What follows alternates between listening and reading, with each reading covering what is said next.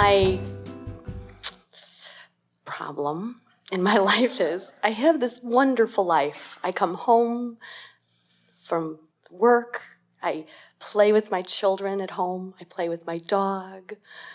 I listen to your CD every week. And I really feel so incredibly thankful. My contrast is, and this is not very deep, I procrastinate. My house is a mess. I have clutter everywhere.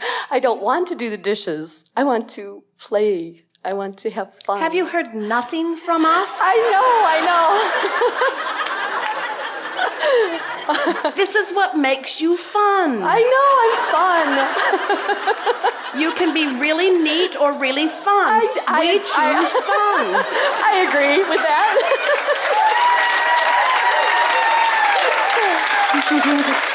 This is exactly the thing that we're talking about, isn't it? In other words, here's what procrastination is. Procrastination is an understanding, a deep understanding on a vibrational level that the energy is not lined up, and so any action that you do is going to be paltry and ineffective anyway. That feeling of procrastination is like pushing a noodle. It's the feeling that I should be doing something, but the should is upstream while all of the energy is flowing downstream, so it means that there's a cross current going on, and so even if you were to push yourself into the behavior of it, you still would not get the results that you seek. You got to understand that everything you put in vibrational escrow is out there in the process of rendezvousing with all of the other aspects that are important to you. And everything is not ready to manifest right now. And when you follow your bliss, when you follow your inspiration, when you follow the feeling, then your timing is such that the effort goes right out of the way. You begin to realize that you were never meant to use your action to make things happen. You were always intended to use your action to enjoy the benefit of what your energy alignment had actually accomplished.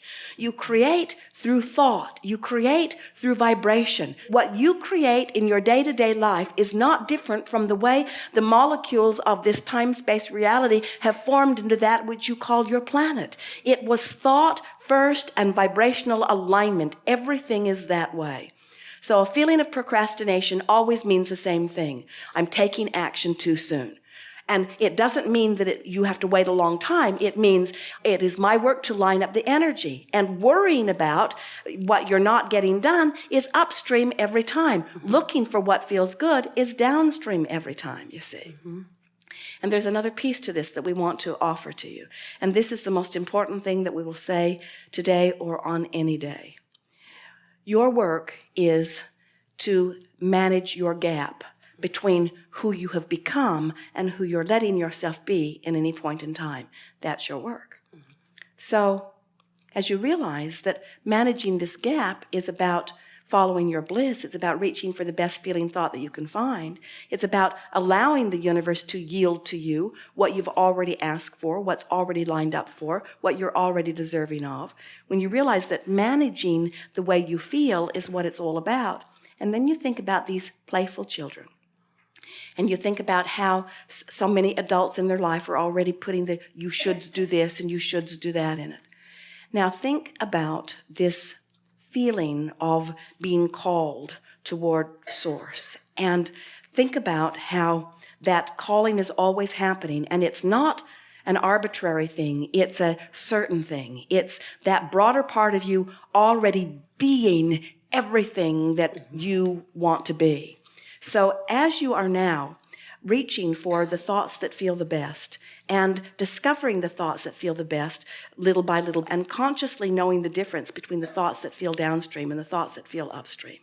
Now think about the children and their playful nature, and think about how intuitively they are reaching for the thoughts that feel the best. And then think about how the adults around them are systematically trying to train that out of them by saying things to them such as, no longer reach for the thoughts that feel the best, instead do the things that I'm telling you to do. So instead of doing what actually feels best, which is source energy calling you in the direction of all that you've become, instead, you're listening to some voice that's outside of you, seeking the approval of someone else. when someone holds you as their object of attention and they like what they're seeing, it feels good to you. In their appreciation of you, they're tuned into source, they're flooding it all over you.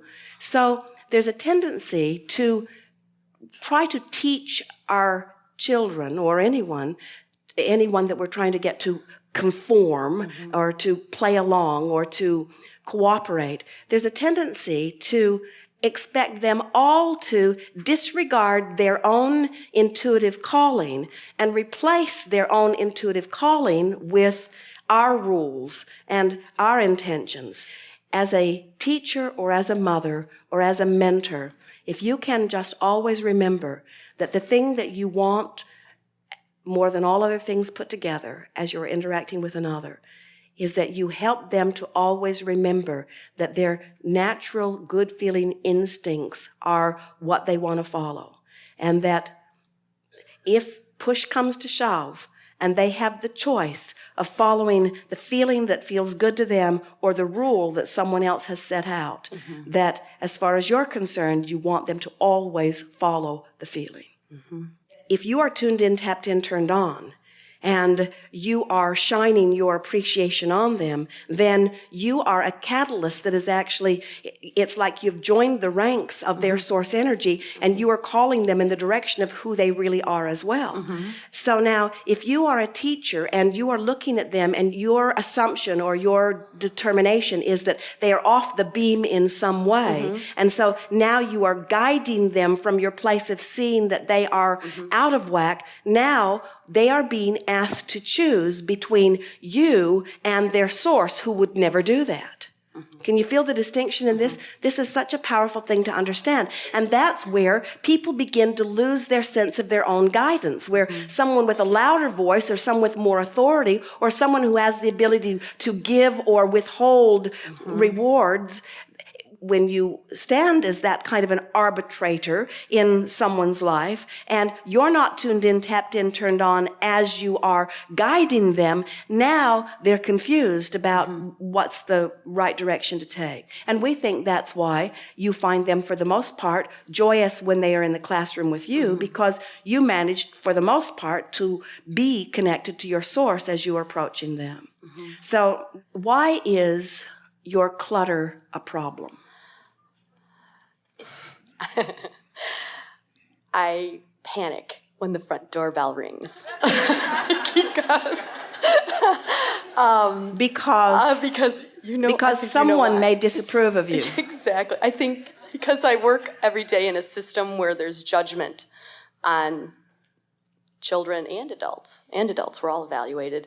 I think that I am very overly concerned with what others would think. All right, so that's really, I'm working on it. Well, it's big, but it's big, you see. But here's the thing, because many, as they're listening in, would say she needs to figure out how to clean up her mess, right? And which is the opposite of what we would say to you. What we want to say to you is, you need to stop worrying about your mess. You need to not care about what somebody else thinks about your mess. In other words, that really is the bigger issue here. So now you put your boat in right where you are. Try to find a statement that gives you a little feeling of relief without cleaning up the mess. Right. In other words, we don't want you to clean up the mess which changes the conditions. Right. We want you to adjust the way you feel in the conditions. So what do you say to yourself that closes that gap? I say, this is a lovely home.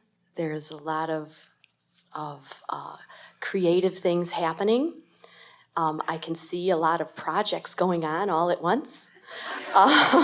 We eat really, really good food because there's a lot of dishes being used. All of this sounds good, and it is potentially downstream. It's a tiny little bit off the subject. In other words, we're not trying to get you to validate or justify the mess. We're just wanting you to acknowledge that sometimes in a little bit of chaos, the very best creations come out. And when I'm relaxed and easy about it, things flow. And I want our home to be one that's comfortable, where everybody feels comfortable in moving around. And I do like order, but there isn't anything inherently wrong with disorder. This doesn't mean that I'm a bad person. It just means I'm a busy person. It doesn't mean that I'm not a good devoted mother. It just means that I'm a full mother. I'm involved in a lot of things. I so enjoy having conversation more than I enjoy bringing order to something. I believe that there is order to my disorder in the sense that a part of me knows where everything is.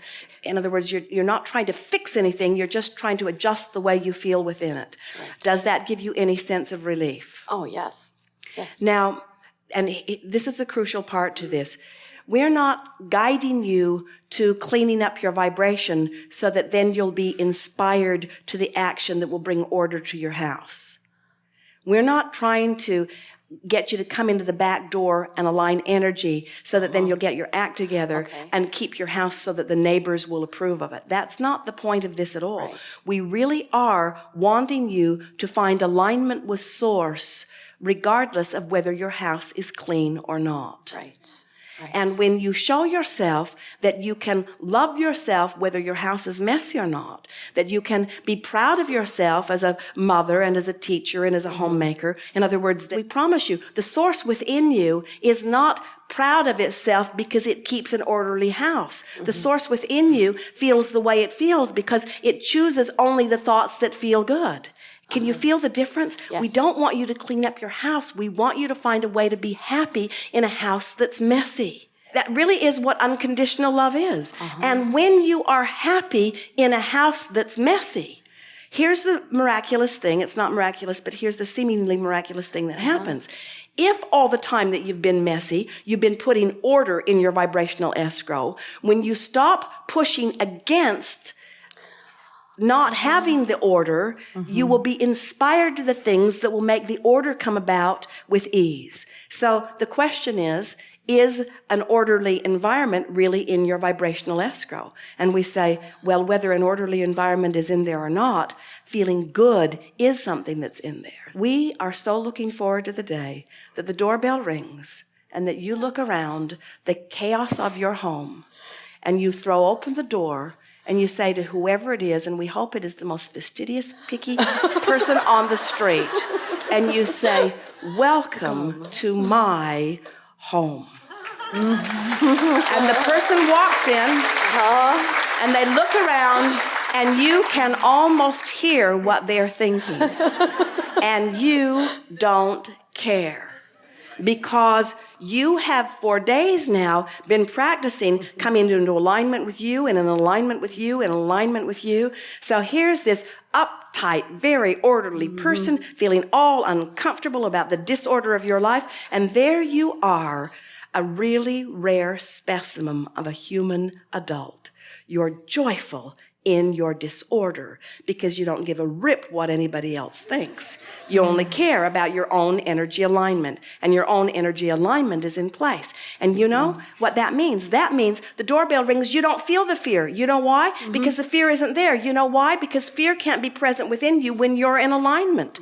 So you open the door and you welcome them in, and it doesn't matter what they think because what you think dominates. And before you know it, you start a whole new trend. It's this trend of easier life. It's this trend of doing what I feel like doing. It's this trend of being tuned in, tapped in, turned on. It's this trend of being happy because I choose to be happy, not because I've pleased you and you and you and you and you. Because when I try to please you and you and you and you and you disappoint me because one day you want this from me and another day you want that from me. You can't make up your mind what you want from me because in the reality, there's no way that anything that I can do can ever make you happy.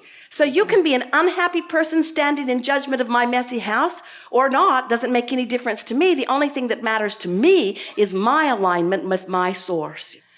And that's what those little kids know. They're not naturally neat. They're not. They're not naturally neat. They're naturally progressive. They're naturally moving on to the next thing. They're naturally doing the most fun thing that they can find in the moment. They're naturally knowing that the mess will keep. They're naturally not worried about all of those things, you see. Clean up your vibration. Don't clean up your house. Clean up your vibration. Don't clean up your house. Clean up your vibration. Don't clean up your house.